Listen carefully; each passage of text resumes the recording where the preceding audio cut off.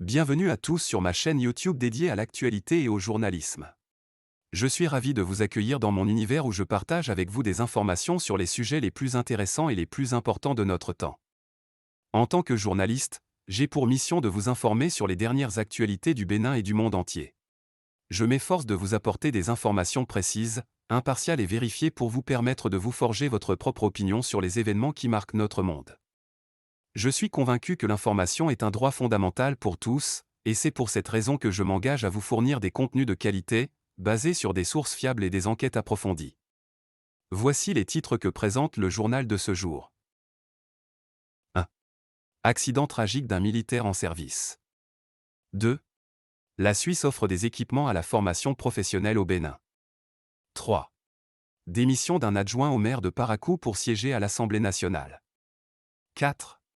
Un caissier disparaît avec 179 millions F et abandonne sa famille.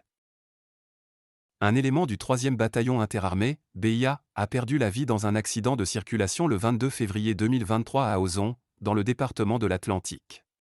Romuald Degbo, moniteur de sport au sein du BIA, roulait à moto sans casque et a percuté un véhicule en stationnement. Il a été transféré d'urgence à l'hôpital de zone de Ouida, mais a été déclaré mort peu de temps après son arrivée.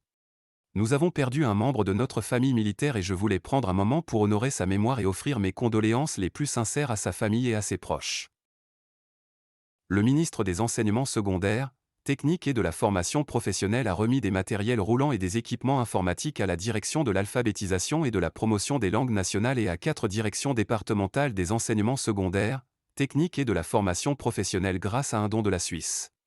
Ce don s'inscrit dans le cadre du programme d'appui à la gestion décentralisée de l'alphabétisation, phase 2, qui vise à soutenir l'alphabétisation et l'éducation des adultes en langue nationale comme outil de changement social et de production de richesse au Bénin.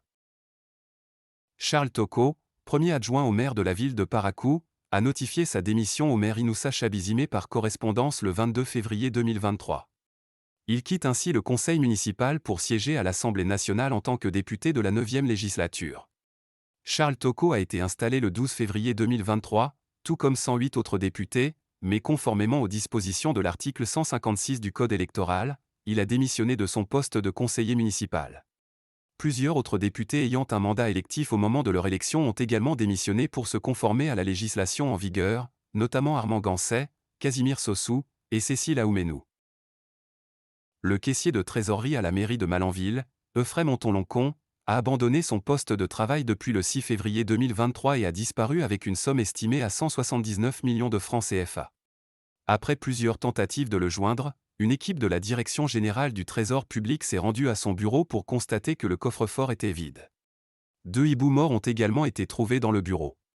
Une enquête a été ouverte et la police est à la recherche du suspect. Merci d'avoir suivi cette vidéo, j'espère qu'elle vous a plu.